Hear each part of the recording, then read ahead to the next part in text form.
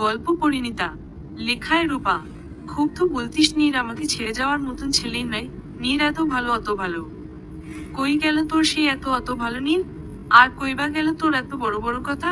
অন্য সময় হলে পড়ি আজ নীরকে নিয়ে মায়ের সাথে ঝগড়া করতো, কিন্তু আজ সত্যিই তার কিছু বলার মুখ নেই। এত নিখুঁত অভিনয়, এত সব সাজানো গোছানো আয়োজন করেছিল নীর তাকে কাঁদানোর। ভাবতেই যেন মুহূর্তের মধ্যে গা শিউরে উঠল পড়ি।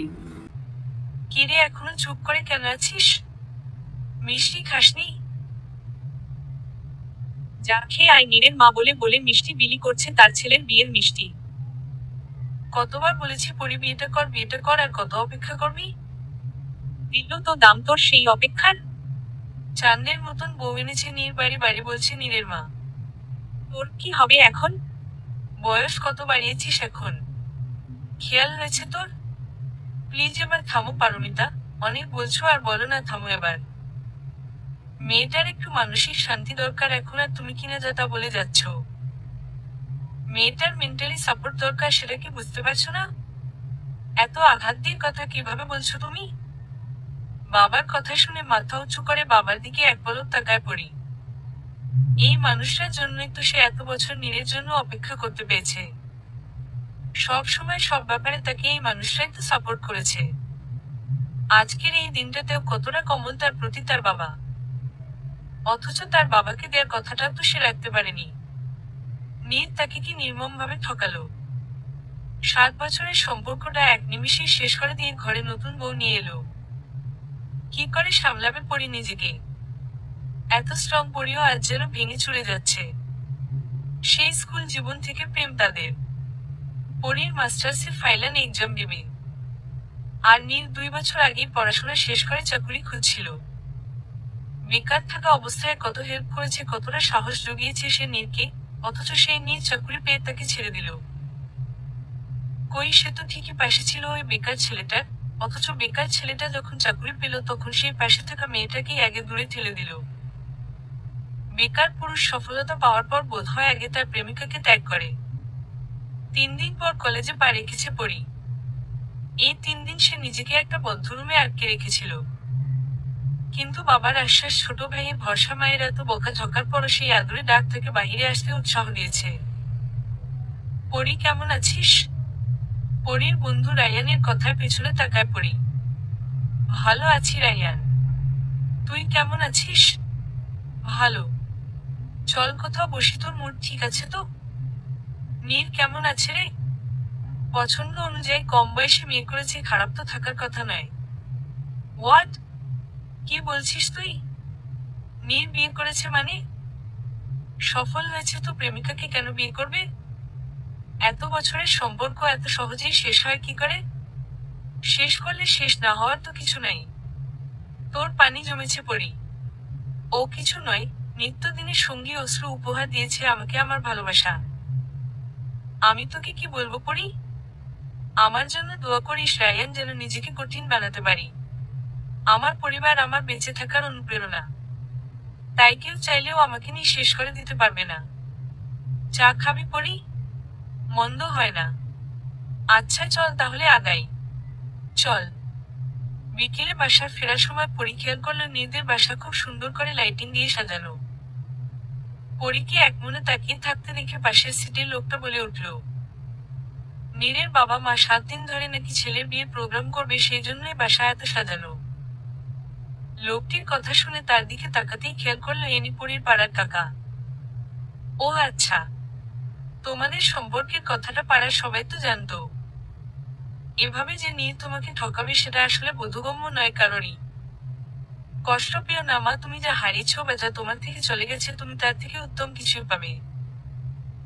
রাতের বেলা বেকুনিতে দাঁড়িয়ে রাতের আকাশ দেখছিল পরি। কত স্বপ্ন দেখেছিল সে নীরকে নিয়ে, কত স্বপ্ন দেখিয়েছিল নীর তাকে।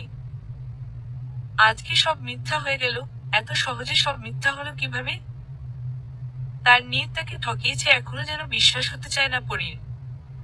কিন্তু এটাই তো সত্যি, নীর সত্যিই তাকে ঠকিয়েছে। নীরের বিয়ের আগের দিন পরি জানতে পারে নীরের নাকি আগামী কালকে বিয়ে। খবরটা শোনা মাত্রই পরি ছুটে যায় নীরের কাছে। এসব কি শুনছি নীর? পাড়ায় এসব কি বলাবলি হচ্ছে? যা শুনেছ ঠিকই শুনেছ। কি বলছো তুমি? ঠিক শুনেছি মানে? ঠিকই শুনেছ, কালকে আমি বিয়ে করছি। নীর, মাথা ঠিক আছে তোমার? তোমার তো আমাকে বিয়ে করার কথা নীর। করার কথা, কিন্তু করতে পারছি না, সরি। আমাদের এতদিনের সম্পর্ক, এত শত স্বপ্ন, ইচ্ছে, পূর্ণতা পাবার আকাঙ্ক্ষা, এই সবই কি মিথ্যে হয়ে যাবে নীল? দেখো পরি, আমি একটা ভালো চাকরি করি, আমার পাশে না ঠিক তোমাকে এখন আর মানাচ্ছে না। আমি যাকে বিয়ে করছি সে দেখতে ভীষণ সুন্দরী, স্মার্ট, বাবার প্রচুর টাকা। জানো বিয়েতে কি দিচ্ছে তারা আমাকে? একটা BMW গাড়ি এবং আরো অনেক কিছু পরি। এসবের পর কিভাবে তোমায় বিয়ে করি বলতো? না আছে তোর রূপ আর না আছে তোমার বাবার টাকা। ঠিকই বলছো, আমার রূপ নেই, আমার বাবার টাকা নেই, কিন্তু নীল এই রূপহীন পরীকেই তোমায় পাগলের মতো চাইতে, ভালোবাসতে। সেই সময় তো বলনি পরি তুমি সুন্দরী না, তোমার বাবার টাকা নেই, তোমার সাথে আমার যায় না, প্রেম হবে না। তখন কেন বলনি নীল? তখন বলার প্রয়োজন মনে করেনি তাই বলিনি। আজকে বলার প্রয়োজন হলো তাই তাই বললাম। স্বার্থপরের মতো শুধু নিজের দিকটাই ভাবলে নীল। তোমার জন্য অপেক্ষা করতে করতে নিজের বয়স বাড়িয়েছি, কত কিছু সহ্য করেছি, পরিবারের চাপ, প্রতিবেশীদের কটু কথা। তবুও দিন শেষে এটাতেই শান্তি পেতাম যে তুমি তো আমার। আজকে সেই তুমিও কেমন বদলে গেলে নীল। দেখো পরি, তুমি তোমার মতো কাউকে ঠিকই পেয়ে যাবে, কিন্তু দয়া করে আমার সুখে ব্যাঘাত ঘটিও না। চিন্তা করো না নীল, তোমার জীবনে কোন সমস্যার কারণে আমি হয়নি আর হব না। দোয়া করে বিয়ে করে সুখী হও, কিন্তু একটা কথা মনে রেখো নীল, কাউকে ঠকিয়ে নিজেকে সুখী করতে চাইলে দিন শেষে সেই সুখই তাকে ঠকাবে। আর হ্যাঁ, congratulations for your happy married life. কথাগুলো ভাবতে ভাবতেই দু চোখ পানিতে ভরে ওঠে পরির। ভালোবাসা দিন শেষে ঠকায়, এত কষ্ট দেয়। পরিও তো একটু সুখ ডিজার্ভ করে, তবে কেনই বা সুখ তাকে এত ফাঁকি দেয়?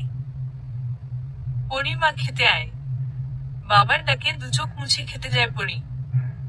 মেয়ের চোখ মুখে দিকে তাকানো যাচ্ছে না। কি হাল হয়েছে তার মেয়েটার, ভাবতেই বুকটায় ছ্যাতো করে উঠে পারমিতার। কত আদরের মেয়ে পরি তার। বিয়ের 6 বছর পর যখন সে জানতে পারে সে মা হবে, তখন কতই না খুশি হয়েছিল সে। ভালোবেসে নিজের নামের সাথে মিলিয়ে নামটা রেখে পরিণীতা। পারমিতার মেয়ে পরিণীতা। অথচ এই মেয়েটাকে সে দিনের পর দিন কত কথা শুনিয়েছে, আঘাত করে কথা বলেছে, কষ্ট দিয়েছে। ভাবতেই নিজের কাছে নিজেকে কেমন অপরাধী লাগছে পারমিতার।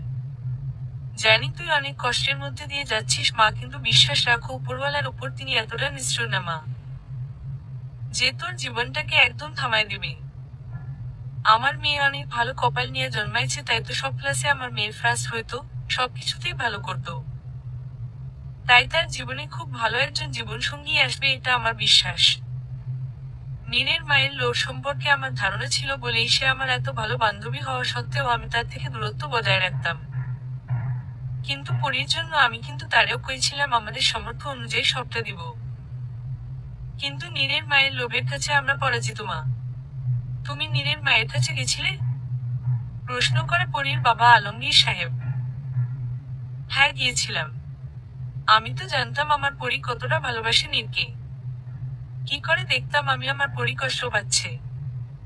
মাকে জড়িয়ে ধরে কেঁদে দেয় পরি। তার মা যে তাকে কতটা ভালোবাসে সে তো জানে পরি। তার মায়ের রাগ করে বলা কথাগুলো বলার মধ্যেও যে কতটা ভালোবাসা লুকিয়ে থাকতো সেটা পরি খুব ভালো করেই উপলব্ধি করতে পারত। প্রতিদিন রাতে ঘুমানোর সময় সিলিং এ তাকিয়ে থেকে অশ্রু বিসর্জন দেওয়া মেয়েটা জানে বেঁচে থাকা কতটা কঠিন। বারবার মনে চায় ঝুলে যাই, কিন্তু সাহস হয় না। পরিবারের মানুষগুলোর মুখটা চোখের সামনে ভেসে ওঠে, তারপর ভাবি বেঁচে থাকাটা নিজের জন্য না হোক, অন্তত ওই মানুষগুলোর জন্য হোক যারা শুরু থেকে আজ অব্দি তাকে আগলে রেখেছে। কথাগুলো লিখে ডায়েরিটা বন্ধ করে দেয় পরি।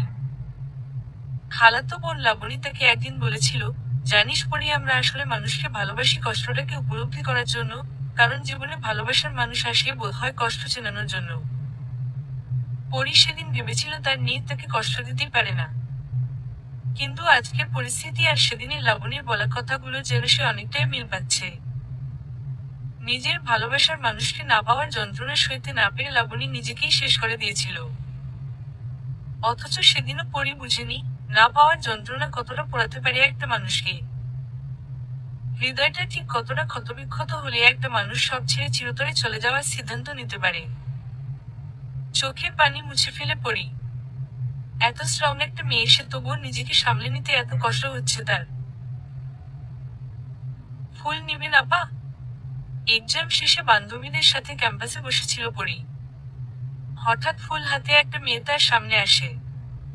কিন্তু পরীকে চুপ থাকতে দেখে মেয়েটা আবারও বলে ওঠে, বেলি ফুলের মালাও আছে আপা, নিবেন? আচ্ছা একটা দাও দেখি। এই লন আপা, এখনো দেহেন তাজা বাসনা আছে। পরি মালাটা হাতে নিয়ে প্রাণ ভরে তার ঘ্রাণ নেয়।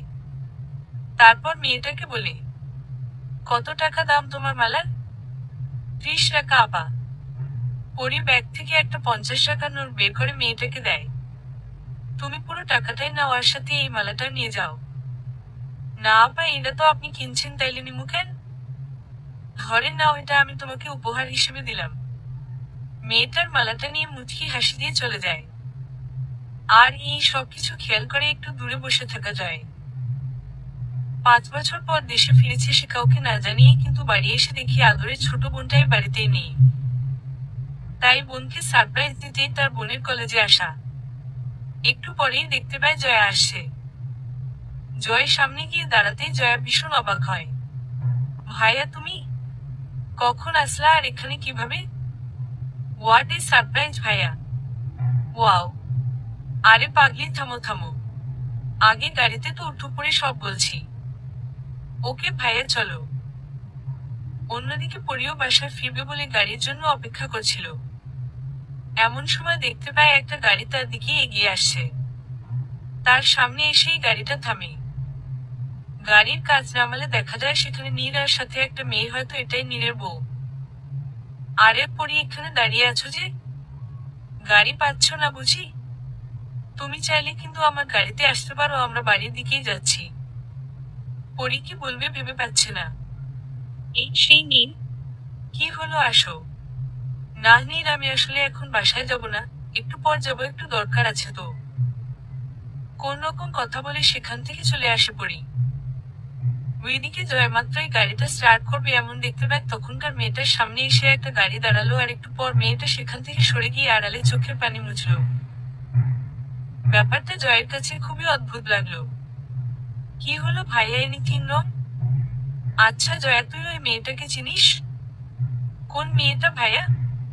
উইয়ে দেখ, ওই পাশে দাঁড়িয়ে আছে। হুম, এটা তো পরি আপু। কি নাম মেয়েটার? পরিণীতা আহসান। ও আচ্ছা, চল বাসায় যাওয়া যাক। হুম চলো ভাইয়া। বাসায় এসে পরি দপ করে বিছানায় বসে পড়ে। মেয়ের মলিন মুখটা দেখে পারমিতা ছুটে আসে মেয়ের কাছে। পরি মাকে জড়িয়ে ধরে কেঁদে দেয়। মেয়ের এমন হাল দেখে কষ্ট বুকটা ফেটে যাচ্ছে পারমিতার। সন্তানের কষ্ট কোন মাই সহ্য করতে পারে না। অথচ পারমিতা তার মেয়ের জন্য কিছুই করতে পারছে না। তার এত হাসি খুশি মেয়েটা হাসতে ভুলে গেছে। কবে ভালো দিন আসবে? কবে মেয়েটা আবার হাসবে? পারমিতা পরির আড়ালে চোখ মুছে নেয়। বিকেলে ছাদে দাঁড়িয়ে সূর্যাস্ত দেখছে পরি। ডুবন্ত সূর্যের দিকে তাকিয়ে নিজের ছায়াকে যেন আবিষ্কার করছে সে। এই যে প্রতিদিন সূর্য উঠে আবার সন্ধ্যা হতেই তা ডুবে যায়, তারপর নেমে আসে অন্ধকার রাত। কিন্তু সেই অন্ধকারও কিছুটা সময়ের জন্য স্থায়ী হয়। যে সূর্যের দ্বারা সৃষ্টিকর্তা অন্ধকার নামান, আবার সেই সূর্যের দ্বারাই আবার কিন্তু সৃষ্টিকর্তা আলো জড়িয়ে দেন। মানুষের জীবনটা ঠিক তেমনই, অন্ধকার আসলে আলোও ঠিকই আসবে। নিজের অজান্তেই এসব ভেবে দীর্ঘশ্বাস ফেলে পড়ি। তার জীবনটাও কেমন রঙহীন হয়ে গেল এক নিমিষেই। আচ্ছা, সূর্যের আলোর মতোই তার জীবনটা কি আর আলোকিত হবে কখনো? নীর নামক মায়া থেকে সে কি পারবে তাকে সরিয়ে আনতে? না না, আমি পারবো না। আমি আমার নীরকে ভীষণ ভালোবাসি। আমার নীর? কেন ভুলে যাই আমি নীর আর আমার নেই। নীর আজ অন্য কারোর, কেন আমি তাকে নিজের ভাবি এখনো? মাথা ধরে ফ্লোরে বসে চিৎকার করে কেঁদে উঠে পড়ি। তার অসহায়ত্ব তাকে কতটা পড়াচ্ছে আজ। আজকে জয় কলেজে এসেছে বোনকে পৌঁছে দিতে। কিন্তু কেন জানি তার চোখ দুটো আজ পরীকেই খুঁজছে। কেন খুঁজছে তার উত্তর জানা নেই জয়ের। একটু দূরে তাকাতেই দেখতে পায় পড়ি আসছে। আচমকাই জয় খেয়াল করে তার মুখে হাসি ফুটে উঠেছে। নিজের আচরণে নিজেই খুব অবাক হয় জয়। জয়ের সামনে দিয়ে পড়ি চলে যায়। পরীকে খুব ভালো করে লক্ষ্য করে জয়। কেমন যেন ঝড়ে পড়া বেলি ফুলের মতো লাগছে মেয়েটাকে। মাটিতে পড়ে গিয়েছে কিন্তু তার সুবাস যেন তাকে অন্যরকম এক সৌন্দর্য দান করেছে। চোখে মুখে যেন হাসির রেখা নেই বিন্দুমাত্র। আচ্ছা, জয়ের কি উচিত মেয়েটির সাথে কথা বলা? নিজেই নিজেকে প্রশ্ন করে জয়। সে আবার পরীর আসার অপেক্ষা করে। কেমন এক্সাম হলো রে আজকে পড়ি? প্রশ্ন করে রায়ান। হুম ভালোই। তোর? হুম ভালোই। তবে আজকের এক্সামটায় মনে হচ্ছে বেশি নাম্বার উঠবে না রে। চিন্তা করিস না, তোর রেজাল্ট ভালোই আসবে। দূর থেকে পরীর সাথে একটা ছেলেকে আসতে দেখতে পায় জয়। কেন জানি মনে হচ্ছে তার বুকের মধ্যে তীর গেঁথেছে এমন ফিল হচ্ছে। কি অদ্ভুত রকম লাগছে তার নিজেকে। সাদা থ্রি-পিস পরা পরীকে তার মনে হচ্ছে যেন সে একটা সাদা পরী। ছোটবেলায় দাদির কাছে নীল পরী, লাল পরী, সাদা পরীর গল্প শুনত জয়। দাদি বলতো, জয় তুই যখন বড় হবি তখন তোর জীবনে দেখবি একটা পরী আসবে, যে তোর জীবনকে ভালোবাসার রং দিয়ে সবসময় রাঙিয়ে রাখবে। তবে কি দাদির বলা সেই পরী তার জীবনে এসে গেছে? এই ভাইয়া এখানে দাঁড়িয়ে কি ভাবছো? বোনের ডাকে ভাবনা থেকে বেরিয়ে আসে জয়। আর একটু সাইডে তাকিয়ে দেখে পরী আর তার আশেপাশে নেই। এই ভাইয়া কি খুঁজছো তুমি? কই কিছু না তো। চল, তুই বাসায় যাবি না? হ্যাঁ, কিন্তু তুমি এখানেই আছো, বাসায় যাওনি? না, আশেপাশেই ঘুরছিলাম একটু, তারপর ভাবলাম তোকে নিয়ে বাড়ি ফিরি। চল এবার যাওয়া যাক। ও হয়তো পরী এসে গেছে। আয় বসো পরী, কতদিন পর তোর সাথে দেখার পরী। কেমন আছিস? বাসায় গিয়ে দেখে পরী তার খালা অরুণিমা এসেছে। পরী অবশ্য জানে তার অরু খালা কেন এসেছে। কতই তো নীরের অজুহাত দিয়ে বিয়ে ভেঙেছে সে, কিন্তু এখন কিসের অজুহাত দিবে? কার অজুহাত দিবে? কিরে পরী, দাঁড়িয়ে আছিস কেন? বসো। তুমি বসো খালা, আমি একটু ফ্রেশ হয়ে আসছি। পরী যেতে চাইলে পরীকে আটকে দেয় অরুণিমা। আমি জানি পরী, তোর সাথে কি হয়েছে। আপা আমায় সব বলেছে পরী। দেখ পরী, যা হওয়ার হয়ে গেছে, আমি তোর নীরের থেকেও ভালো ছেলের সাথে বিয়ের ব্যবস্থা করব। ওদের ঘরের থেকেও বড় ঘরে বিয়ে দিব আমরা তোর। প্লিজ পরী, এবার তো রাজি হ। এবার তো তোর রাজি না হওয়ার কোন কারণ নেই। হ্যাঁ খালা, সত্যিই হয়তো আমার আর তোমাকে না বলার কোন কারণ নেই। কিন্তু তবুও খালা, আমি তোমাকে আজও নাই বলবো। আমি চাকরি করতে চাই খালা, অনেক বড় চাকরি। বাবা মায়ের পাশে দাঁড়াতে চাই। বিয়ের মতো পবিত্র সম্পর্ক আমার জন্য নয় খালা। আমার জীবনটা অন্ধকারে ডুবে গেছে আর আমি ওই অন্ধকার থেকে আর বেরোতে চাই না খালা। আমার এই অতীতটা আমার ছায়া হয়ে গেছে, এটা থেকে বেরোনো আমার পক্ষে সম্ভব নয়। তুমি প্লিজ আমার জন্য আর বিয়ের প্রস্তাব এনো না খালা। কথাগুলো বলেই ঘরে চলে যায় পরী। আজকে কেমন জানি আনমনে গাড়ি চালাচ্ছে জয়। যা জয়ার চোখে ঠিকই পড়ছে। ভাইয়ের এমন আনমনা বেখেয়ালি ভাব দেখে জয়া ভাইকে জিজ্ঞেস করে বসে, তোমার কি কিছু হয়েছে ভাইয়া?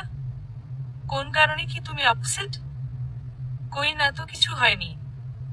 এভাবে চুপচাপ কেমন যেন আনমনা হয়ে আছো যে তুমি। তেমন কিছু না মাই সুইট সিস্টার। ও ভাইয়া, আমার থেকে কিছু লুকাবে না প্লিজ। বলতেই হবে তোকে? হুম, অবশ্যই বলতে হবে। আমি মনে হয় প্রেমে পড়েছি জয়া। কি? সত্যি বলছো? হুম। কে সেই মেয়ে, মানে কি আমার সেই হবু ভাবি? আরে চিল্লাচিল্লি করছিস কেন, আসতে। বাড়ি এসে গেছি ভাইয়া, গাড়ি থামাও, সবাইকে জানাতে হবে তো। আরে শোন জয়া, আম্মু আব্বু দাদুভাই কোথায় তোমরা? আরে তাড়াতাড়ি বাইরে আসো, খুব খুশির সংবাদ এনেছি আমি। নিচে নামো সবাই। কি হয়েছে জয়া, এভাবে চিল্লাচ্ছিস কেন, কি হয়েছে? তোর দাদু ঘুমাচ্ছে তো। কি হয়নি আম্মু, তাই বলো। যা একটা খবর আছে না আমার কাছে, শুনলে সত্যিই অবাক হয়ে যাবে তোমরা। তাই নাকি মামুনি, বলে ফেলো তাহলে। হুম, বলবো তো আব্বু। জানো ভাইয়া না, একটা মেয়ের প্রেমে পড়েছে। মানে এবার তোমাদের ঘরে বৌমা আসতে চলেছে আম্মু। কি সত্যি? এতদিনে তাহলে আমার ছেলের মন কোথাও আটকালো বলো। নিজের স্বামীকে উদ্দেশ্য করে বলে উঠেন মানজিয়া বেগম। জয়ের বাবা রাফাত সাহেব ও তার স্ত্রীর কথার সাথে সায় দেন। এই মাইককে কিছু বলায় ভুল হয়েছে আমার। ভেতরে প্রবেশ করতে করতে কথাটা বলে জয়। তা কি নাম মেয়েটার? মুচকি হেসে ছেলেকে জিজ্ঞেস করে মানজিয়া বেগম। ওর নাম পরিমা, পুরো নাম পরিণীতা। এর থেকে বেশি কিছু জানি না। প্রথম দেখায় আমি ওর মধ্যে মুগ্ধতা খুঁজে পেয়েছি, তার আমাকে ওর প্রতি আকৃষ্ট করেছে। ঠিকানাটা জোগাড় কর, আমরা প্রস্তাব নিয়ে যাই। আগেই না আব্বু, আগে আমি তার সাথে কথা বলতে চাই। ও আচ্ছা ভাইয়া, তুমি তাহলে পরিয়াপুর প্রেমে পড়েছ? পরিয়া আপু ভীষণ মিষ্টি একটা মেয়ে, যেমন সুন্দর ব্যবহার তেমন সুন্দর তার কথাবার্তা। খুবই প্রখর ব্যক্তিত্ব সম্পন্ন একজন মানুষ উনি। যতদূর আমি জানি উনি এবার মাস্টার্সের ফাইনাল এক্সাম দিচ্ছেন। আমাদের ডিপার্টমেন্টে মাঝে মাঝে ক্লাস নিত উনি, খুবই ভালো গাইড করতে পারে, সেই থেকে একটু একটু চেনা। অন্যদিকে পরি নিজের ফোন হাতে নিয়ে দেখে একটা আননোন নাম্বার থেকে একটা মেসেজ এসেছে। সেখানে লিখেছে, কেমন ফিল হচ্ছে এখন পরিণীতা? হা হা হা, খুবই খারাপ তাই না? তবুও আমি আশা করছি, আমিও যে কিনা তোকে খুব পড়তে দেখতে ইচ্ছে করছে পরি, খুবই। নীরকে চেনার ক্ষমতা কারণেই এত তা কোন গালেই হবে না। তোকে মেসেজটা কেন দিচ্ছি জানিস? তোকে পোড়াতে আমার বেশ লাগে পরি। আমার সুন্দরী বউয়ের মুখটা দেখলে মনে হয় তুই আমাকে কখনোই ডিজার্ভ করিস না। আর হ্যাঁ, তোর ভাইকে বলে দিস আমার সাথে যেন কোন ঝামেলা করতে না আসে, না হলে এমন কীর্তি করবো যে পাড়ায় মুখ দেখাতে পারবি না। মেসেজটা পড়ে ধপাস করে ফ্লোরে বসে পড়ে পড়ি। তার কেমন ঘৃণা লাগছে নিজেকে, এইরকম একটা মানুষকে সে দিনের পর দিন ভালোবেসে এসেছে। এইরকম নোংরা মন মানসিকতা এই মানুষটার এত বছর পাশে থেকেও বুঝতে পারেনি সে। কি নির্বোধ আর বোকাই না সে। কিন্তু পিয়াস, ও কি করেছে? ওর কথা বলল কেন নীল? নিজের চোখে জল মুছে নর্মাল হয়ে ছোট ভাই পিয়াসকে ডাক দেয় পড়ি। পিয়াস, এইদিকে আয় তো একটু। আসছি আপু। হ্যাঁ আপু, ডেকেছিস আমায়? হ্যাঁ। নীলের সাথে তোর কোন ঝামেলা হয়েছে? হ্যাঁ হয়েছে, ওরে আমার ক্ষুণ্ণ করে ফেলতে ইচ্ছে করে আপুরি। ও আমার আপুকে ঠকিয়েছে। চুপ কর পিয়াস, চুপ কর তুই। তুই কেন ওর সাথে ঝামেলা করতে গিয়েছিলি? জানিস ও আমায় মেসেজ করে হুমকি দিয়েছে। ও আর মানুষ নেই রে পিয়াস, ও একটা অমানুষে পরিণত হয়েছে। কুকুর পায়ে কামড় দিলে আমরা কি উল্টে সেই কুকুরকে কামড় দেই? দেই না তো, তাই না? তাহলে কেন ওর সাথে ঝামেলা করতে যাস তুই? ও যদি তোর কোন ক্ষতি করে ফেলে তখন আমাদের কি হবে ভাই? কথাগুলো বলেই কেঁদে দেয় পড়ি। তুই কাঁদিস না আপু। তোর কান্না আমার একদমই সহ্য হয় না রে আপু। ছোট থেকেই তোকে হাসি খুশি প্রাণবন্ত দেখেছি। শুধুমাত্র ওই লোকটার জন্য তোর হাসি চলে গেছে। তুই আগের মতো নেই আপু। আমি প্রতিদিন দেখি তুই কান্না করিস। ছাদে সেদিন তোকে ওইভাবে কাঁদতে দেখে আমার কষ্ট লেগেছিল আপু। তাই তো আমি ছুটে ওই লোকটার কাছে গিয়েছিলাম। প্রশ্ন করেছিলাম আমার আপুকে কাঁদানোর দুঃসাহস কে দিয়েছে তাকে। আমি যে তোর কষ্ট সইতে পারি না আপু। পরি চোখ মুছে ভাইকে জড়িয়ে ধরে। এই মানুষগুলো কতটা ভালোবাসে তাকে, তার কষ্টে কতটা কষ্ট পায় তারা। ভাবতেই নিজের চোখে আবারও অশ্রু জমে তার। না না, এই মানুষগুলোকে সে কষ্ট পেতে দিতে পারবে না। সে এই মানুষগুলোর জন্য হলেও ভালো থাকার চেষ্টা করবে। জয় আজকেও কলেজে এসেছে। আজকে আসার উদ্দেশ্য তার পরীকে আর পরীর আজ কথা বলবেই সে। সে জানতে চায় পরীকে, বুঝতে চায় খুব কাছ থেকে। নিজের মতো করে সে ভালোবাসতে চায় পরীকে। নাম ধাম না জেনেই চোখের নিচে কালি পড়া মেয়েটাকে তার ভীষণ মনে ধরেছে। তার মন বলছে এই মেয়েটাকে তার লাগবেই। বিদেশে অনেক সুন্দরীদের সে দেখেছে, কিন্তু কারো মাঝে সে মুগ্ধতা খুঁজে পায়নি, যা সে পরীর মাঝে দেখতে পেয়েছে। সামনে থাকাতেই দেখে পড়ে যাচ্ছে। আজকে সাথে সেই ছেলেটাকে না দেখতে পেয়ে ভীষণ খুশি হয়ে যায়। কৌতূহল আর অনেকটা আবেগপ্রবণ হৃদয় নিয়ে পরীকে ডাকে সে। পরিণীতা। পিছন থেকে কারোর ডাক শুনে মাথা ঘুরিয়ে তাকায় পড়ি। দেখতে পায় একজন সুদর্শন পুরুষ দাঁড়িয়ে আছে।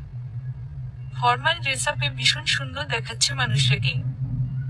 পরীকে কিছু না বলতে দেখে জয় আবার বলে ওঠে, কেমন আছেন পরিণীতা? জি ভালো, কিন্তু আপনাকে তো ঠিক চিনলাম না।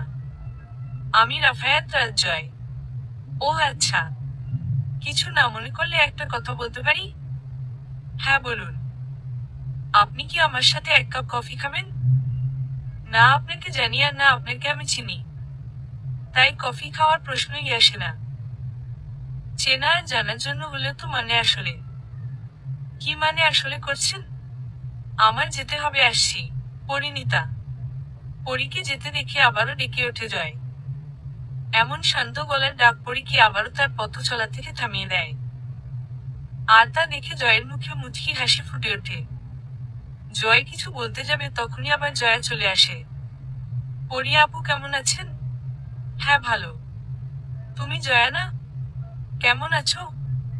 জি আপু, ভালো। আচ্ছা আমি আসি। হ্যাঁ, বলেই পরি চলে গেল। জয়া পিছনে ঘুরে তাকিয়ে দেখে জয়া হয়ে তাকিয়ে আছে। কি হয়েছে ভাইয়া, তুমি এমন ভাবে তাকিয়ে আছো কেন? পরীকে কফি খাওয়ার জন্য বলেছিলাম কিন্তু পরি তো চলেই গেল। ও তুমি আমায় আগে বলবে না, আমি আটকে দিতাম। আচ্ছা জয়া শোন না বোন, তুই একটু অন্য গাড়ি করে বাসায় যা, আমি একটু আসছি। Please please. আমি বুঝেছি তুমি কোথায় যাবে, যাও, কোন সমস্যা নেই, আমি চলে যাব। জয় গাড়ি নিয়ে পরি যে গাড়িতে করে বাসায় যাচ্ছে সেটার পিছু নেয়। পরীর বাড়ির কাছ অব্দি এসে থেমে যায় জয়। পরীর বাড়ির ঠিকানা জেনে যায়। আচ্ছা পরীকে না জানিয়ে বিয়ের প্রস্তাব নিয়ে আসলে পরী কি খুব অবাক হবে? নাকি রেগে যাবে? আমি তো ওর ব্যাপারে তেমন কিছু জানিও না। ওর যদি ভালোবাসার কেউ থাকে তবে। কি ব্যাপারকে আপনি এখানে গাড়ি থামিয়েছেন যে? আর ওইদিকে তাকিয়ে কি দেখছেন? জয়ের ভাবনার মাঝে হঠাৎ একটা ছেলে এসে ডাকে তাকে। আচ্ছা ওটা কি পরীর বাসা? মানে ওখানেই কি পরী থাকে? কেন বলেন তো, আপনি পরিয়াপুর বাসার কথা জানতে চাচ্ছেন কেন? পরিয়া আপু মানে? তুমি কি পরীকে চিনো? হ্যাঁ, না চেনার কি আছে? আমার বড় আপু হয় পরিয়া আপু। রিয়েলি পরি তোমার বড় আপু? প্লিজ ভাই তুমি আমার গাড়িতে উঠে বসো। তোমার সাথে আমার খুবই ইম্পর্ট্যান্ট কথা আছে। ঠিক আছে বাট আপনাকে তো চিনি না, এভাবে যাওয়াটা কি ঠিক হবে? আরে হিয়ার ভয় পেও না, এসো তো। আশেপাশে কোন পার্ক আছে? চলো সেখানে যাই। পার্কে? জয় পিয়াসকে পার্কে এসে সবটা খুলে বলে তার পরীকে ভালো লাগা কথা বলার চেষ্টা। সবটাই বলে। যা শুনে সত্যি পিয়াস খুব খুশি হয়। সেও তো এটাই চেয়েছিল, তার বোনের একটা সুন্দর বর হোক, ভালো ঘর হোক, সুখে থাকুক তার বোনটা সবসময়, এটাই তো ভাই হিসেবে একটা বোনের জন্য সব থেকে বড় চাওয়া। কি ভাবছো পিয়াস? সত্যি বলতে ভাইয়া আমিও চাই আমার আপু ভালো থাকুক, সুখী হোক। কিন্তু আমার বোনের একটা অতীত আছে হয়তোবা, সেটা শুনলে হয়তো আপনি আর এই সম্পর্কে এগোতে চাইবেন না। এভাবে কেন বলছো পিয়াস? অতীত তো মানুষের থাকবেই, এটা স্বাভাবিক। একটা অতীতের জন্য মানুষের জীবন কি থেমে থাকবে? আমার পরীর অতীত নিয়ে কোন মাথা ব্যথা নেই পিয়াস। কিন্তু আমি বলতে চাই ভাইয়া, আমি চাই আপনি সবটা জানুন যেন পরে আমার বোনকে এসবের জন্য এখন কষ্ট না পেতে হয়। আমি আর আমার আপুকে কষ্ট পেতে দেখতে চাই না ভাইয়া। আমার বোনের একটা সম্পর্ক ছিল দীর্ঘ 7 বছরের। আপু আর নির্ভাইয়ের সম্পর্ক সত্যিই খুব সুন্দর ছিল। কখনো ভাবিনি সেই সম্পর্কটা খুব সহজেই ভেঙে যাবে। নীর ভাইয়ার একটা ভালো সরকারি চাকুরি হওয়াতে সে পরিবারের পছন্দে আর নিজের পছন্দ অল্প বয়সী একটা মেয়েকে বিয়ে করে নেয়। আপুর বয়স বেশি, আমাদের যৌতুক দেওয়ার তেমন সামর্থ্য নেই। এইসবই নাকি কারণ ছিল? আমি সবটা বুঝতে পেরেছি পিয়াস। তুমি যে বললে না এসব জানার পর আমি আর এগোতে চাইতে না পারি। কিন্তু বিশ্বাস করো পিয়াস, আমি এসব শোনার পর ডিসিশন নিয়ে ফেলছি যত দ্রুত পসিবল আমি পরীকে আমার নিজের করে নিব। বউ করে আমি আমার পরীকে খুব সুখে রাখবো। দুঃখ নামক জিনিসটা আমি আমার পরীর আশেপাশে ঘেঁষতেই দিব না। আমার উপর ভরসা রাখতে পারো পিয়াস। ভালো তো আমিও কাউকে বেসেছিলাম, সে আজ অন্য কারোর সংসারে খুব সুখে আছে। আমিও বুঝি ঠকে যাওয়ার কি কষ্ট। সেই একই কষ্টে আমার পরীকে আমি সাফার করতে দিতে চাই না। পরীকে আমি পৃথিবীর সব সুখ এনে দিব। পুরো পৃথিবী দেখবে আমার পরীর হাসি। সকাল সকাল বাহিরের চেঁচামেচিতে ঘুম ভাঙে পরীর। বেশি রাত জেগে ঘুমানোর ফলে মাথাটা কেমন ভার ভার লাগছে। ভেবেছিল একটু বেলা করে ঘুমাবে, কিন্তু বাহিরে এত মানুষের কথার আওয়াজে তার হলো না। বিছানা ছেড়ে উঠে ফ্রেশ হয়ে বাহিরে আসে পড়ি। বাহিরে রান্না বান্নার ভীষণ তোড়জোড় চলছে দেখে ভীষণ অবাক হয় সে। তার দুই মামার সাথে ছোট খালাও আছে দেখে আরো অবাক। মা, এত আয়োজন কিসের জন্য? সামনে এগিয়ে গিয়ে পারমিতাকে জিজ্ঞেস করে পড়ি। পারমিতার মুখে সুন্দর হাসি এনে বলে, ও পড়ি, তুই উঠে গেছিস? কখন উঠলি মা? যা ব্রেকফাস্টটা করেনি। তুমি আমার কথা জবাব দিলে না মা। মেহমান আসবে পড়ি। কারা আসবে মা? যারা আসছে তারা তোর জন্যই মা। দয়া করে রাগ করিস না। তোর প্রশ্নের সব উত্তর যে আসছে তার থেকেই জেনে নিস। মায়ের কথায় আবার ও অবাক হয় পড়ি। কে আসছে আর তাকে বা কিসের উত্তর দিবে? তাকে দেখতে কি পাত্রপক্ষ আসছে? কিন্তু সববার তো আগে বাবা মা জিজ্ঞেস করে নেয়, এবার করলো না যে তবে? ও, আমি তো ভুলেই গেছি, এবারও নির্নামক সেই কারণ নেই যা দেখিয়ে সে মানা করবে, অজুহাত দিবে। আচ্ছা, নীর কি তাকে ছেড়ে সত্যিই খুব ভালো আছে? মানুষ মানুষকে ঠকিয়ে কি এত ভালো থাকতে পারে? এই পড়ি, আপনি কি ভাবছো তুমি? আরে রসগোল্লা, তুই তুই কখন এলি? আম্মু তো সকাল সকাল নিয়ে এলো এখানে, বললো তোমার নাকি বিয়ে। তাই তো আমি চলে এলাম। আমার বিয়ে কি বলছিস কি তুই? হ্যাঁ তো, মা তো তাই বললো। খালাতো বোন তোমার কথা শুনে যেন চোখ কপালে উঠে পড়ি। কি হচ্ছে, কে কি বলছে কিছুই বুঝতে পারছে না সে। কেমন যেন অদ্ভুত রকমের অস্বস্তি ফিল হচ্ছে তার। দুপুর হতেই জয় তার পুরো পরিবার নিয়ে হাজির হয় পরিদের বাড়ি। গতকালই তার পিয়াসের সাথে এই ব্যাপারে কথা হয়েছিল। বাড়ি ফিরেই জয় বাড়িতে সবটা জানান সবাইকে। এরপর জয়ের বাবা পরীর বাবার সাথেও কথা বলেন আর আজকেই আসার কথা হয়। পরীর পরিবার তাদেরই আপ্যায়নে ব্যস্ত। পরী তখনও জানে না কে বা কারা আসছে। বারান্দায় বসে অতীতের স্মৃতিচারণ করছে সে আর অশ্রু বিসর্জন দিচ্ছে। হঠাৎ করেই রুমে পিয়াস এসে ডাকতে থাকে তাকে। এতদিন পর ভাইয়ের এমন খুশি খুশি গলার আওয়াজ শুনে চমকে উঠে পড়ি। আড়ালে নিজের অশ্রু মুছে রুমে প্রবেশ করে সে।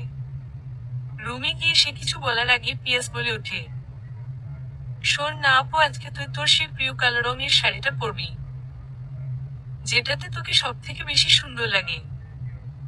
আমি বিয়ে করতে চাই না পিয়াস, আমি বাবা মা আর তোর সাথে জীবনের বাকিটা সময় পার করতে চাই। তোদের ছাড়া আমার কেউ নেই পিয়াস, যে আমাকে ভরসা দিবে, ভালোবাসবে। তোদের মতো কেউ হয় না আর হবে না। এই ভাইয়ের ওপর একটু ভরসা করো না আপু। এই যে আজকে বাসায় এই সব হচ্ছে, এগুলো সব আমার কথাই হচ্ছে। আমার ভরসায় হচ্ছে আপু, আমি বলেছি বলেই হচ্ছে। তোর এই ভাইয়ের কথাটা শুনবি না আপু? প্লিজ রেডি হ। ভাইয়ের কথা আর ফেলতে পারে না পরি রেডি হয়ে সবার সামনে গিয়ে বসে সে। সামনে তাকানোর বিন্দু মাত্র ইচ্ছে নেই তার। কে আছে সামনে তা নিয়েও তার মাথা ব্যথা নেই। কখন আবার রুমে ফিরবে সেই ভান্নাতেই মগ্ন সে। মাশাআল্লাহ, সত্যি তো একদম পরীর মতোই আমাদের পরী। এই যা ভাইজান, পরীকে তো আমাদের পরী বলে ফেললাম, তার মানে কিন্তু পরী আমাদেরই। পরীর বাবার উদ্দেশ্য কথাটা বলেই হেসে দেন জয়ের মামানজিয়া। সবার কথা শেষ হলে পিয়াস সবাইকে উদ্দেশ্য করে বলে, আচ্ছা বড়রা সবাই এখানে কথা বলুক, আর আপু এবং ভাইয়া বেকুনিতে গিয়ে কথা বলুক। মানে জানার বা জিজ্ঞাসার কিছু আছে তো অবশ্যই। পিয়াসের কথায় সবাই সায় দেয়। পিয়াস জয় ও পরীকে নিয়ে পরীর রুমের বারান্দায় যায়। পরীর বারান্দাটা ভীষণ ভালো লাগে জয়ের, নানান রকম ফুলের গাছ দিয়ে ভরা পুরো বারান্দা। মাঝখানে বসার জন্য দুটো চেয়ার সাজানো, মাঝখানে একটা টেবিলে। আচ্ছা, এখানে বসেই কি পরী প্রতিদিন চা খায়? পরীর পাশে বসে এভাবে চা খাওয়ার সুযোগ হবে তো তার? পরী কি তাকে ফিরিয়ে দিবে? পরী বারান্দায় গিয়ে চুপচাপ দাঁড়িয়ে আছে। পিয়াস তাদের এখানে রেখে ভেতরে গেছে। পরীকে চুপচাপ রেখে জয় আগে কথা বলে, আচ্ছা পরী, আপনি কি প্রতিদিন সকালে এখানে বসে চা খান? জয়ের এমন কথা শুনে তার দিকে তাকায় পড়ি। কালকে সেই মানুষটাকে দেখে হা হয়ে যায় পড়ি। অবাক হওয়া চাহনি থেকেই প্রশ্ন করে ওঠে, আপনি এখানে? মানে হ্যাঁ আমি। আমতা আমতা করে উত্তর দেয় জয়। কফি খেতে চাইনি বলে সোজা বাসায় আসছেন বিয়ের প্রস্তাব নিয়ে? প্রতিদিন সকালে একসাথে চা খাবো বলে এসেছি, একদিন একসাথে কফি খাবো বলে নয়, বরং একসাথে প্রতিদিন কফি খাবো বলে এসেছি। আর এসবে যেন মানা করতে না পারেন আপনি, সেই জন্য আপনাকে আমার ঘরে নিতে এসেছি। একদম নিজের করে, যতটা নিজের করে নিলে প্রতিদিন একসাথে সূর্যাস্ত দেখে দেখে কফি শেষ করা যায়, কাঁধে মাথা রেখে চোখ বন্ধ করে শান্তির নিঃশ্বাস ফেলা যায়। আর হ্যাঁ, এতটাই নিজের করে নিতে চাই যেন ঠিক পরীর সাথে তার মাখার সম্পর্ক হয়। কতটুকুই বা জানেন আমার সম্পর্কে যে এভাবে বলছেন? জানার জন্য তো পুরো জীবনটাই পড়ে আছে পরী। আমি তো কেবল পরীকেই চাই, তাকে বুঝতে চাই, তার মুখের কথা মুগ্ধতা নিয়ে শুনতে চাই, তার চোখের কাজলে নিজেকে দেখতে চাই, তার চুরির আওয়াজের শব্দে ঘুম ভাঙাতে চাই, প্রতিটা দিনের শুরুতে এবং শেষে চাই। আমার সবটা সময় জুড়ে চাই শুধু পরীকে চাই। এত সব আবেগে কথা বইয়ের উপন্যাসে মানায়, কবিতায় মানায়, কারোর বাস্তব জীবনে নয়। আর কি বললেন আপনি? আমাকে চান? আমাকে যে মানুষরা 7টা বছর পাগলের মতো চেয়ে এসেছে সেই মানুষরাও আমাকে 7 মিনিটের ব্যবধানে ছুঁড়ে ফেলে দিয়েছে। আর আপনি একদিনের দেখায় এসব বলছেন? আসলে জানেন, পরী মানুষ চেনা বা জানা দুনিয়ার সব থেকে কঠিন কাজ, যা প্রায় অসম্ভবই। আচ্ছা পরী, 7 বছর ধরে যাকে চিনেন জানেন সেই মানুষটা না হয় ঠকালো, এবার এই 7 মিনিটের চেনা মানুষটার উপর আর একবার ভরসা করে দেখুন না পরী। দ্বিতীয়বার কেউ আপনাকে ঠকায় তবেই না হয় নিজেকে বললেন পুরুষকে বিশ্বাস করা ভুল।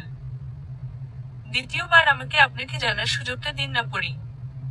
কিসের সুযোগ দিব আমি আপনাকে? আমি এই সময় এই মুহূর্তে বিয়ে করতে চাই না, এমনকি আমি কখনোই বিয়ে করতে চাই না। ভালোবাসায় আর বিশ্বাস নেই আমার, কাউকে আর ভরসা করার সাহস নেই আমার। আপনাকে হালালভাবে পাওয়ার দিন আমায় পড়ি। বিয়ে নামক পবিত্র আর হালাল সম্পর্কে জড়াতে চাই আমি আপনার সাথে পড়ি। প্লিজ দিবেন আমায় সেই সুযোগ। আপনার ক্ষত আমি সারাতে পারবো কিনা জানি না, তবে এটা পারবো যেন আপনার ক্ষততে দ্বিতীয়বার আর আঘাত না আসে।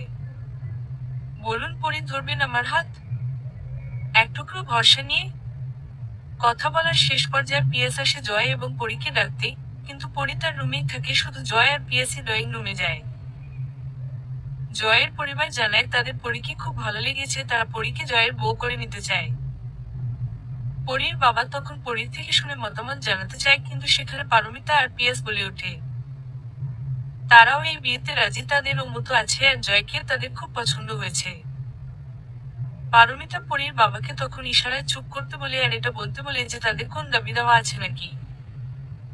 পরীর বাবা তা উল্লেখ করলেই জয়ের বাবা বলেন তারা যৌতুক দেওয়া নেওয়ার পক্ষে নয়, শুধু পরীকেই তারা তাদের বউ করে নিতে চায়। তারপর বিয়ের ডেট ঠিক করতে চাইলে সেখানে পিয়াস বলে উঠে আগামী শুক্রবার বিয়ের দিন ঠিক করলে কেমন হয়। সবাই তাতেই মতো দেয়। জয় তো এতে ভীষণ খুশি হয়। তারপর জয়ের পরিবার চলে যায়। অন্যদিকে পরী রুম থেকে সবটাই শুনতে পায় আর অঝরে চোখে জল ফেলেই যাচ্ছে পরী। তার পরিবার তার মতামতের কথা একটাবারও চিন্তা করল না। এতটাই বোঝা হয়ে গেছে সে পরিবারে। তার ভাই পিয়াস এত বড় হয়ে গেছে যে আজ বোনের মতামত ছাড়াই বিয়ে ঠিক করে ফেলল।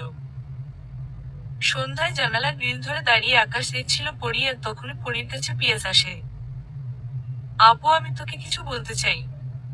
কি বলবি তুই? এটাই বলতে চাই আপু যে তুই আমাদের খুব আপন। আপু, তুই হয়তো ভাবছিস তুই আমাদের বোঝা হয়ে গেছিস, তোর মতামত ছাড়া কিভাবে আমরা তোর বিয়ে ঠিক করলাম, এমনকি বিয়ের তারিখও ঠিক করলাম। কিরে, তাই তো আপু? বাবা মাকে ভুল বুঝিস না আপু। আজ যা হয়েছে সবটা আমার কথাই হয়েছে। এই সব কিছু আমিই করেছি। আমি জানি আপু, বিয়ে জিনিসটা মানুষের লাইফে কতটা সেন্সিটিভ একটা বিষয়। আমি তোর থেকে 4 বছরের ছোট, অথচ বড় ভাইয়ের মতো তোর জীবনের অনেক বড় একটা সিদ্ধান্ত আমি নিয়েছি। বড় হয়ে এমন সিদ্ধান্ত নিলে ও কি তুই আমার উপর এমন নারাজ হতে পারতি আপু? আমার উপর একটা বার ভরসা করে এই বিয়েটা করে নে আপু। আমি তো তোর সেই ভাই আপু, যে তার আপুর ভালো ছাড়া মন্দ কোনোদিন চায়নি। তাহলে আমার উপর কি তোর একটু ভরসা নেই আপু? ছোট ভাই হয়ে আমি আর বড় ভাইয়ের দায়িত্ব পালন করতে চাই আপু। খুব দুমদাম করে তোকে শ্বশুর বাড়ি পাঠাবো আমি। আর যেখানে তোকে পাঠাচ্ছি আপু, বিশ্বাস রাখো তোর ভালো থাকার সবটুকু কারণ তুই সেখানে খুঁজে পাবি। জয় ভাই খুব ভালো মানুষ আপু। মানুষ চিনতে ভুল একবার করতে পারি কিন্তু বারবার না। দয়া করে এই ভাইটার উপর রেগে থাকিস না আপু। লাল টুকটুকে শাড়িতে খুব হাসি খুশি একটা আপুকে দেখতে চাই আমি। কথাগুলো বলে পিয়াস চোখ মুছতে মুছতে চলে যায়। ভাইয়ের যাওয়ার পানে অপলক দৃষ্টিতে তাকিয়ে থাকে পরি। তার ছোট্ট ভাইটা এত বড় হয়ে গেছে, বড় ভাইয়ের দায়িত্ব পালন করতে চাচ্ছে। অবশ্য বড় ভাই হলে তো এমনই দায়িত্ব নিত। কোন ভাই কি চাইবে তার বোন কোন প্রতারক মানুষের স্মৃতিকে আঁকড়ে ধরে বাঁচুক? ভাইয়েরা তো কখনোই বোনের কষ্ট সহ্য করতে পারে না, হোক সে বড় বোন কিংবা ছোট বোন। ভাই বোনের সম্পর্কটাই আসলে এমন। ভাই কষ্ট পেলে যেমন বোন কষ্ট পায়, তেমনি বোন কষ্ট পেলেও সেটা রাজ ভাইয়ের লাগে। কি সুন্দর এই সম্পর্কগুলো, ভাবতেই চোখে জল জমে পড়ি। বাবা মা রাতে এসে অনেকক্ষণ পরীকে বুঝিয়েছে, অতঃপর পরিবারের মানুষগুলোর খুশির কথা ভেবে সে আর অমত করে না। নিজের পছন্দের মানুষটার কথা যখন বলেছিল তখন তো সবাই পরীর পছন্দকেই প্রাধান্য দিয়েছিল। তবে আজ কেন সে তার পরিবারকে গুরুত্ব দিবে না? অনেক তো হলো, এবার না হয় পরিবারের পছন্দকেই গুরুত্ব দেওয়া হোক। কেমন আছিস নামিয়া? জয়ের বাড়ির সামনে যেতেই জয়ের মায়ের সাথে দেখা হয়ে যায় পরীর মায়ের। হুম ভালো, তাই এই সময় তুই এখানে? হুম আসতে হলো। আসলে পরীর বিয়েটা ঠিক হলো তো আর 3 পরে বিয়ে, তাই তোদের ইনভিটেশন কার্ডটা দিতে আসলাম। বাড়ির সকলেই যাবি কিন্তু আর নতুন বৌমাকে নিয়ে যেতে হবে কিন্তু। কথাগুলো বলেই চলে যায় পরীর মা পারমিতা। কার্ড হাতে এখনো সেখানেই দাঁড়িয়ে আছে নীরের মা নামিয়া। তখনই আবার পাশের বাড়ির এক মহিলা বের হয়ে আসে। পরীর বিয়ের কার্ড দিয়ে গেল বুঝি? হ্যাঁ, আমাদের বাড়িও দিয়ে গেছে। জানো তো জয়ের মা, পরীর তো বিশাল বড়লোক বাড়ি বিয়ে হচ্ছে। আমার মেয়ের খালা শাশুড়ির দিকে আত্মীয় হয় তাই শুনলাম। ছেলের বাপ দাদার বিশাল বড় ব্যবসা আছে। ছেলেও তো বিদেশ থেকে লেখাপড়া করে আসছে। যৌতুক নাকি কিছুই নিবে না, আরো শুনছি 10 ভরি গহনা দিয়ে নাকি বউ নিবে তারা। মেয়েটার কি ভালো কপাল বলো। তোমার বাড়ি বউ হলে তো ওই ছাপোষা কপাল হতো মেয়েটার। আসলে ভালো মানুষের কপাল ভালোই হয় যা বুঝলাম। নীরের মা আর দাঁড়ালো না, তার আর কিছু শুনতে ইচ্ছে করছে না। এমনিতেই সে আছে এক জ্বালার মধ্যে, তার উপর পরীর বিয়ের কার্ড, আবার এসব বড়লোক বাড়ির কথা শুনে তার আরো জ্বলছে। আরে মা, এখানে দাঁড়িয়ে কি করছেন আপনি? আপনাকে কখন বলেছি আমাকে চা দিতে, এখনো দিতে পারলেন না? কি করেন সারাক্ষণ বাড়ি? অদ্ভুত। আসলে মা চিনি ছিল না তো তাই আনতে গিয়েছিলাম। আচ্ছা ঠিক আছে, চা করে দিয়ে যান। বড়লোক বাড়ির মেয়েকে বউ করে এনে পড়েছি, বিপাকে সারাক্ষণ ফরমাইশ দিতেই থাকে। বউ হয়ে কই শাশুড়ির সেবা করবে তা নয়, উল্টো তারই সেবা করতে হচ্ছে। ছেলেকেও কিছু বলা যায় না, তারও একটা কথা। মা ও বড়লোক বাড়ির মেয়ে নিজের হাতে কিছু করেনি, ও কিভাবে কাজ করবে? সব জ্বালা হয়েছে আমার। নিজের মনেই একা একা কথাগুলো বলে নামিয়া বেগম। পরিদের বাড়িটা খুব সুন্দর করে সাজানো হয়েছে। সবকিছু নিজে দাঁড়িয়ে থেকে করছে পিয়াস। ভাইয়ের এমন কাণ্ড দেখে অদ্ভুত এক আনন্দ হচ্ছে পরীর। তার ভাইটা কত বড় হয়ে গেছে। তখনই পরীর মনে পড়ে, আচ্ছা নীর কি শুনেছে তার বিয়ের কথা? নীর চাইলে তো আজকের দিনটা পরীর অন্যরকম হতো, ভালোবাসার মানুষকে পাওয়ার আনন্দ অনুভব করতে পারত পরী। অথচ আজ ভালোবাসার মানুষকে না পাওয়ার এক বুক কষ্ট যন্ত্রণা নিয়ে অন্য কারোর ঘরে বউ হয়ে যেতে হচ্ছে তাকে। সবটাই হয়তো নিয়তির খেলা। অফিস থেকে বাড়ি ফেরার পথে নীর দেখতে পায় পরীর বাড়িটা ভীষণ সুন্দর করে সাজানো হয়েছে, একদম বিয়ে বাড়ির মতন। পরী অবশ্য নীরভাবে পরী এত সহজে তো বিয়ে করার কথা নয়। সে পরীকে যতটা আঘাত দিয়েছে, এতে পরী এখনো অন্য কাউকে বিয়ে কিছুতেই করতে পারবে না। বোকা মেয়েটা ভীষণ ভালোবাসতো তাকে। কখনো বুঝতেই পারেনি তাকে নীর এভাবে ঠকাবে। কথাগুলো ভাবতে ভাবতেই বাড়ির ভেতরে আসে নীর। আর নীরের ভাবনায় ব্যাঘাত ঘটিয়ে তার মা তাকে জানায় পরীর বিয়ের খবর। যা শুনে নীর ভীষণ অবাক হয়, পরী সত্যিই বিয়ে করছে। রাতে নীরের বউ ঘুমিয়ে গেলে নীর পরীকে কল দেয়। পরী রাতের আকাশের সৌন্দর্য দেখছিল, তখনই তার ফোনে কল আসে। তখনও নীরের নাম্বারটা সেভ করা ছিল, কাটার সাহসটা এখনো হয়নি পরীর। আগে হলে পরী এই নামটা দেখে খুশি মনে কলটা ধরতো, কিন্তু আজকে কেন জানি খুব জোরটা কাজ করছে। তবুও কলটা রিসিভ করে পরী। হ্যালো। বাহ পরী, ভালোই তো শুনলাম কোন বড়লোক বাড়ির ছেলেকে বিয়ে করছিস। খুবও তো বলতি ভালোবাসিস, এখন বড়লোক ছেলে পেয়ে বিয়ে করে নিচ্ছিস। তো কি করতাম, তোমার জন্য অপেক্ষা করতাম। তুমি ভালোবাসতে না আমায়? তুমি কি করেছো? টাকা আর গাড়ির লোভে একটা বড়লোক ঘরের মেয়েকে বিয়ে করলে আর আমায় ঠকালে। কারণ কি ছিল?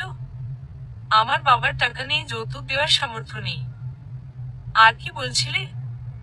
আমার বয়স হয়ে গেছে, তুমি ভালো চাকরি করো, তোমার সাথে আমার যায় না। এখন কোন আক্কেলে আমায় ফোন করেছো? যদি তুমি ঠকিয়ে সুখী হতে পারো তাহলে আমারও ঠকে গিয়ে সুখী হওয়ার রাইট আছে। বিয়ের দাওয়াত রইল এসব ওকে নিয়ে। কথাগুলো একদমই বলেই কলটা কেটে দেয় পরী। এই নোংরা মানুষটার মুখে সে আর একটা কথা শুনতে চায় না। সেও সুখী হবে, অনেক সুখী, তারও সুখী হওয়ার রাইট আছে। পরীর এহেন আচরণ দেখে অবাক হয় নীর। এমন আচরণ করার মতো মেয়ে তো পরী ছিল না। কতটা ভালোবাসতো নীরকে। আর সুখ, সত্যিই কি কেউ কাউকে ঠকিয়ে সুখী হয়? বিয়ে সে টাকা দেখে ঠিকই করেছে, কিন্তু সুখী সে আদৌ কতটা হয়েছে তা নীরের আজও অজানা। গায়ে হলুদের জন্য স্টেজে এনে বসানো হয়েছে পরীকে। হলুদ শাড়িতে ভীষণ সুন্দর দেখাচ্ছে। হলুদ দেওয়ার জন্য জয়ের পরিবার থেকে লোক এসে পড়েছে। কিন্তু আশ্চর্য করার মতো বিষয় হলো সেখানে জয়ও এসেছে তার হলুদ পরীকে দেখার জন্য। যা দেখে তো সবাই অবাক। জয়কে দেখে পিয়াস এগিয়ে আসে। আরে ভাইয়া তুমি, হোয়াট এ সারপ্রাইজ। আসলে আমি চাই আমার পরীকে আমি সবার আগে হলুদ ছুঁয়ে দিব। এই জন্য আর কি। বুঝতে পেরেছি ভাইয়া। এটা তো খুব ভালো এবং খুব সুন্দর একটা ব্যাপার, আমার তো তোমাকে দেখেই অনেক খুশি লাগছে ভাইয়া, আর আপুও তোমাকে দেখলে খুব খুশি হবে। জয় এসে পরীর পাশে বসে, কিন্তু পরী তো লজ্জায় তার দিকে তাকাতেই পারছে না। জয় হাতে হলুদ নিয়ে পরীর গাল ছুঁয়ে দেয়। অন্যদিকে পিয়াস তো তাদের এই সুন্দর মুহূর্ত ক্যামেরা বন্দি করতেই ব্যস্ত। জয় পরীর কানে কাছে এসে বলে, আপনাকে খুব সুন্দর লাগছে পরী, আমার হলুদ পরী। এত সুন্দর কেন লাগছে আপনাকে বলুন তো। ইচ্ছে তো করছে আজকে নিয়ে যাই আপনাকে আমার সাথে করে, কিন্তু কি করার, আর একদিন তো অপেক্ষা করতে হবে। আজকে হলুদ পরীকে রেখে গেলাম লাল রঙে লাল শাড়িতে লাল পরী করে নিয়ে যাওয়ার জন্য। এইদিকে জয়ের কথা শুনে পরী লজ্জায় লাল হয়ে যাচ্ছে, আর তা দেখে জয়ের মুখে সুন্দর একটা হাসি ফুটে ওঠে, যা পরীর চোখ এড়ায় না। এই প্রথম পরী জয়কে খেয়াল করে, কি সুন্দর লাগছে জয়কেও হলুদ পাঞ্জাবিতে। বিয়ের দিন সকাল থেকেই নিজের রুমে বসে আছে পরী। বাড়ি ভর্তি আত্মীয় স্বজনে ভরপুর। কিন্তু তার মনটা তো সেই স্বপ্নগুলোতেই আবদ্ধ হয়ে আছে যা সে একটু একটু করে নীরকে নিয়ে সাজিয়েছিল। এই বিয়েটা আমার তোমার সাথে কেন হলো না নীর? এই দিনটাকে নিয়ে আমি তুমি একসাথেই তো কত স্বপ্ন দেখেছিলাম, আর সবকিছু অন্যরকম হলো। তুমি কেন বদলে গেলে নীর, কিসের জন্য? কেন আজ এই সবকিছু আমার তোমায় ছাড়া বিষাদ লাগছে? কেন তুমি নামক মানুষটার মায়া আমাকে এখনো পিছু রাখছে? আমার স্বপ্নগুলোকে আমি তোমায় নিয়ে দেখেছিলাম। এই দিনটা তো আমি শুধু তোমায় চেয়েছিলাম নীর, তবে কেন তুমি আমার সাথে প্রতারণা করলে নীর? ভালোবাসার মানুষের সাথে প্রতারণা করা যায়? ভালোবাসলে বুঝি তাকে কষ্ট, যন্ত্রণা আর কান্না উপহার দিতে হয়?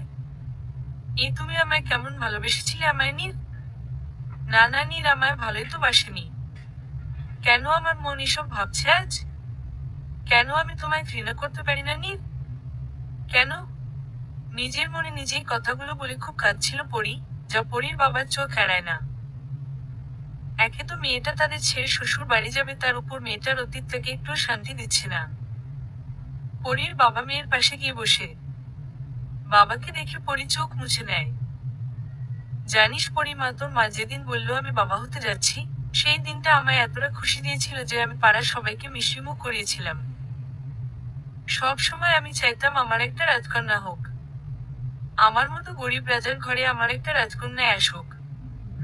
যেদিন আমি তোর মুখটা দেখেছিলাম মনে হচ্ছিল আমি যেন পৃথিবীর সব থেকে সুখী ব্যক্তি।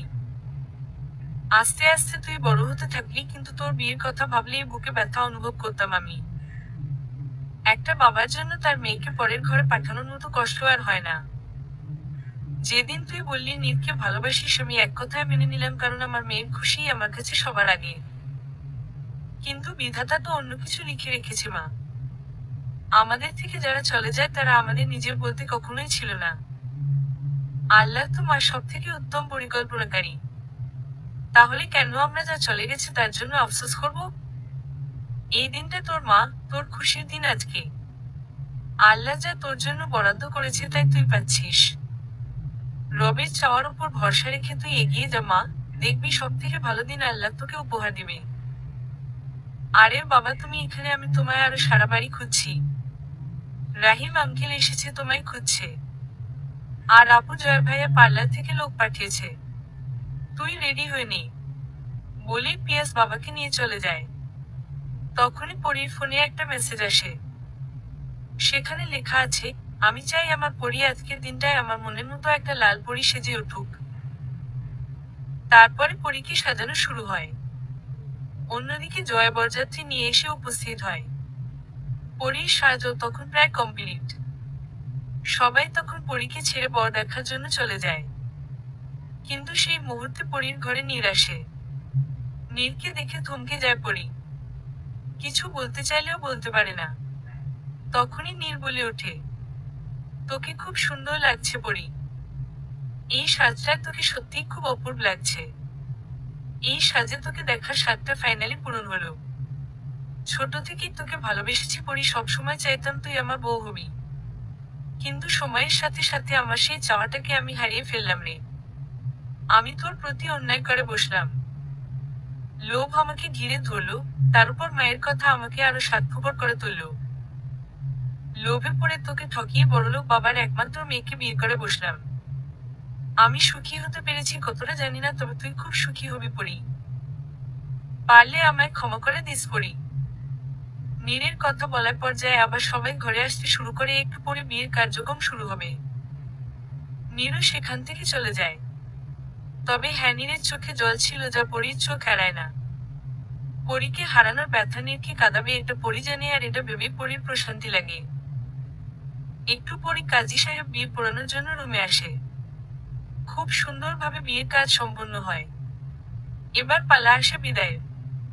পিয়াস তার বোনে জোড়ায় ধরে কান্না শুরু করতেই সেখানে জয়া পিয়াসকে বলে, এই যে শালাবাবু, তুমি যদি চাও আমি কিন্তু আমার বউয়ের সাথে এখানেই থেকে যেতে রাজি আছি।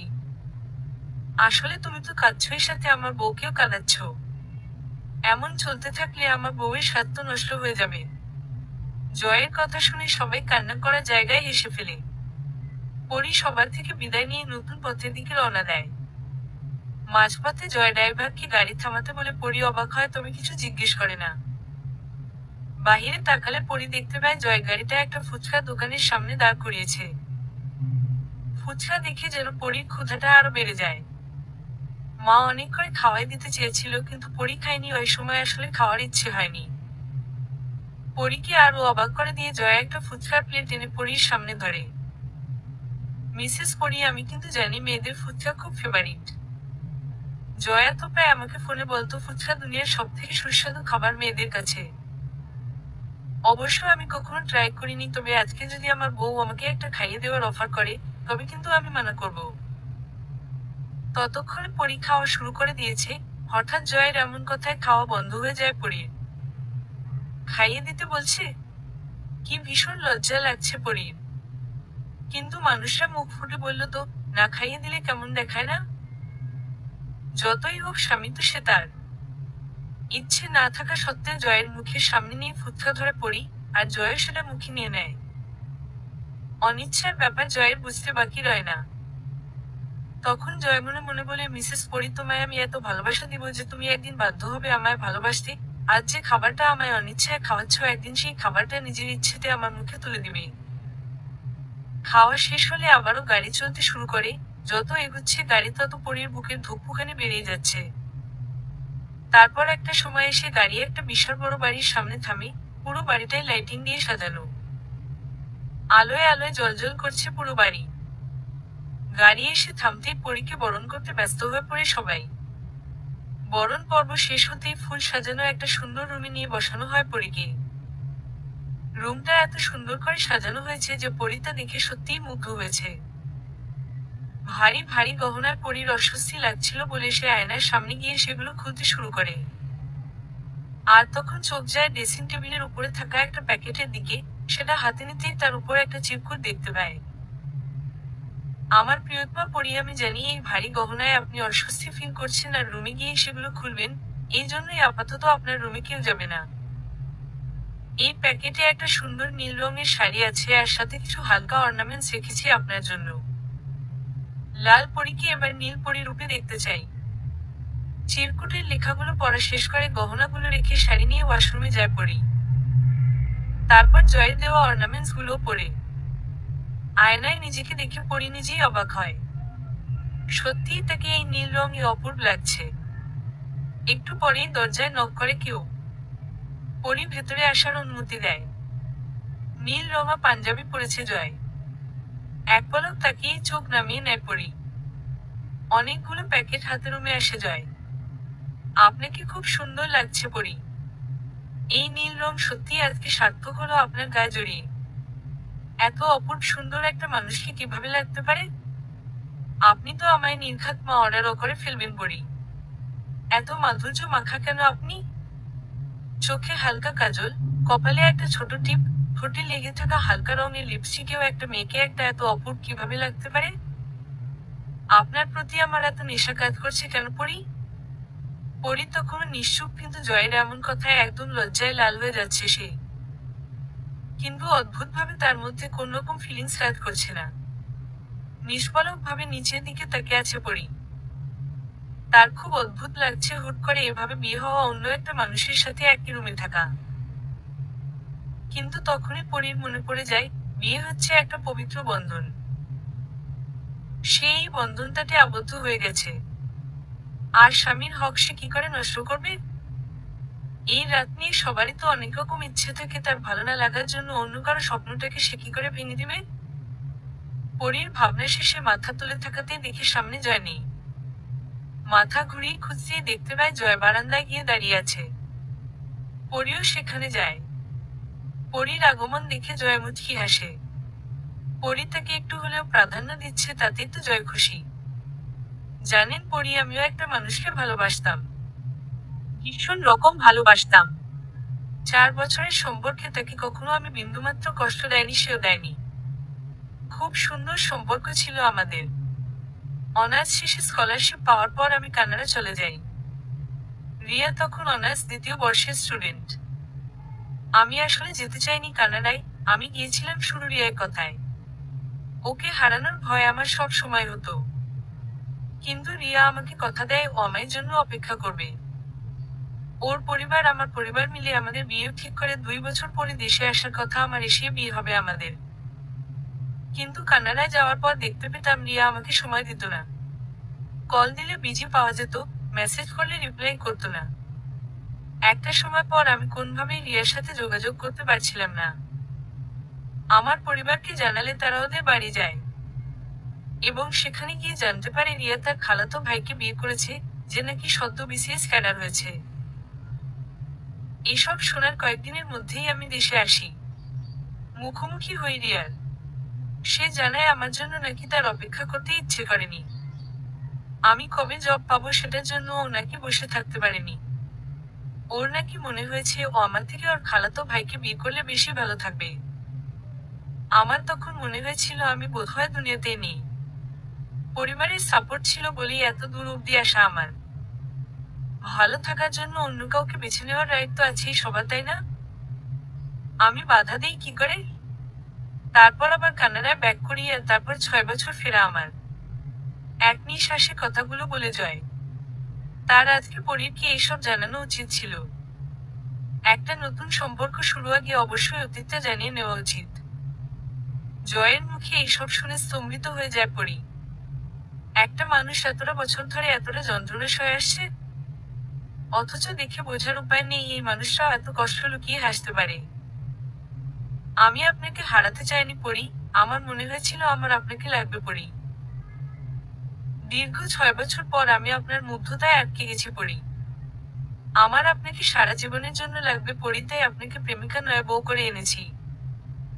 সব অতীতকে সাইডে রেখে আমরা কি একটু ভালো থাকতে পারি না পরি? যারা ঠকিয়ে ভালো থাকতে পারে, তবে যারা ঠকে তারা কেন ভালো থাকতে পারে না? ভালো থাকাটা তো আমরা ডিজার্ভ করি পরি। আমার এখন খুব ভালো থাকতে মন চায় পরি। আর সেই ভালো থাকাটা আমি আপনার সাথে থাকতে চাই পরি। পরি খেয়াল করে তার চোখে জল জমে গেছে। এক মুহূর্ত দেরি না করে পরি জয়কে জড়িয়ে ধরে। সত্যিই তো তারা কেন ভালো থাকবে না? পরি জয়কে জড়িয়ে ধরে কেঁদেই যাচ্ছে। আরে এই পরি, আপনি কাঁদছেন কেন? কি হয়েছে আপনার? কিচ্ছু হয়নি, কিন্তু এবার আমি আপনার নাক ফাটাবো। পরির এমন কথায় তাজ্জব বনে যায় জয়। কি বলছেন পরি? আবার আপনি আমায় আপনি করে বলছেন? বউকে কেউ আপনি করে বলে নাকি? হুম, এটা তো ঠিকই, কিন্তু বরকেও বুঝি কেউ আপনি করে বলে? না বলে না, আমিও বলবো না। রুমে চলো, আমার শীত লাগছে এখানে। পরি কথা শেষ করতেই জয় পরিকে কোলে তুলে নেয়। রুমে এসে জয় পরির জন্য আনা রিংটা পরির হাতে পরিয়ে দেয়। তারপর আলতো করে হাতে একটা চুমু এঁকে দেয়। ভালোবাসাগুলো এভাবেই সুন্দর করে বেঁচে উঠুক একে অপরের বেঁচে থাকার তাড়নায়। সকাল সকাল মিষ্টি রোদের আলোয় ঘুম ভাঙে পরির। কিন্তু বাহির থেকে খুব হইচইয়ের আওয়াজ পাওয়া যাচ্ছে। তাই জয়কে থেকে পরি ফ্রেশ হয়ে বাহিরে আসে কি হচ্ছে সেটা দেখতে। পরি বাহিরে বের হয়ে দেখে বাড়ি ভর্তি মেহমান। পর মুহূর্তে মনে পড়ে আজকে তো তার বউ ভাত, এই জন্য সকাল থেকেই আয়োজন শুরু হয়ে গেছে। আজকে তো তার বাবা মা ভাইও আসবে, ভাবতেই মনটা খুশি হয়ে যায় পরির। আরে পরিমা, তুমি উঠে গেছো? এত সকাল সকাল উঠতে গেলে কেন মা? অবশ্য সকাল থেকে একটু বেশি হইচই হচ্ছে তো। তুমি কিছু মনে করো না মা। পরীকে আসতে দেখে এগিয়ে যায় মানজিয়া বেগম। তারপর কথাগুলো বলতে বলতে পরীকে নিচে নিয়ে আসে। না মা, এসব কি বলছেন? আমার কিন্তু হইচইপূর্ণ পরিবেশই ভীষণ ভালো লাগে। আমি আর পিয়াস হতো আমাদের বাড়ি মাতিয়ে রাখতাম। এবার আমার বাড়িটাও মাতিয়ে রেখো মা। আমি হয়তো তোমার মা হয়ে উঠতে পারবো না, কিন্তু একজন ভালো শাশুড়ি মা নিশ্চয় হব। এবার নাও, নুডলসটা জলদি খেয়ে নাও। এত সকালে নাস্তা? আমি তোমার মায়ের শুনেছি তুমি নুডলস বেশ পছন্দ করো, তাই তো সকাল সকাল তোমার জন্য নিজের হাতে বানালাম। একদিনেই আমাকে পর করে দিচ্ছ আম্মু? আমারও কিন্তু ক্ষুধা পেয়েছে। শুধু তোমার বৌমার খেয়ালই রাখছো, আমার খেয়াল তো রাখি না হুম। পরি আর মানজিয়া বেগমের কথা মাঝে হুট করে জয় এসে পড়ে। অন্যদিকে জয়ের এমন কথা শুনে জয়ের মা ও পরি হেসে ফেলে। মা এবং বউকে একসাথে হাসতে মনটা একদম ভালো হয়ে যায় জয়ের। এভাবেই তো সে হাসি খুশি দেখতে চায় তার প্রিয়জনদের। পরি এবং জয় স্টেজে বসে আছে, তখনই পরি দেখতে পায় তার পরিবারের সবাই আসছে। পরি তো ভীষণ খুশি হয়। খাওয়া দাওয়ার পর্ব সেরে পরি পা দেয় বাবার বাড়ি যাওয়ার পথে। একটা মেয়ে যে বাড়িতে জন্মেছে, বেড়ে উঠেছে, যেই বাড়িটাকে নিজের বাড়ি বলে জেনেছে, সেই বাড়িতেই একটা মেয়ে হয়ে যায় মেহমান। কি অদ্ভুত না মেয়েদের জীবন! ভাবতেই পরির চোখ জল চলে আসে। জয় সেটা খেয়াল করতেই জিজ্ঞেস করে, কি হয়েছে পরি, তোমার চোখে পানি কেন? এমনি, তেমন কিছু হয়নি। তারপরে পরীরা পৌঁছে যায় বাড়িতে। কিন্তু আসার পথে পরি দেখতে পায় নীরের বাড়ির সামনে অনেক মানুষজনের ভিড়। বাড়ি এসে পরি পিয়াসকে বলে, নীরের বাড়ি কি হয়েছে রে পিয়াস? আসলে আপনির ভাইয়ের বউ কালকে একটা ছেলের সাথে পালিয়ে গেছে। কি বলছিস কি তুই? হ্যাঁ আপু, এটাই তো শুনেছি। পরি ভীষণ অবাক হয়। পরীকে একা করে দিয়ে নীর সঙ্গী খুঁজে নিয়েছিল, কিন্তু যখন পরি সঙ্গী পেল তখন নীর একা হয়ে গেল। হয়তো এটাই নিয়তি। ঠকালে ঠকতে হয়। বড়লোকের মেয়ে বিয়ে করার লোভ নীরকে বুঝিয়েছে লোক কতটা ভয়ানক। 4 বছর পর। মামুনি, দুষ্টুমি করো না প্লিজ। খাবারটা খেয়ে নাও। না না, খাবো না আমি, তুমি আমাকে বাবার কাছে নিয়ে চলো।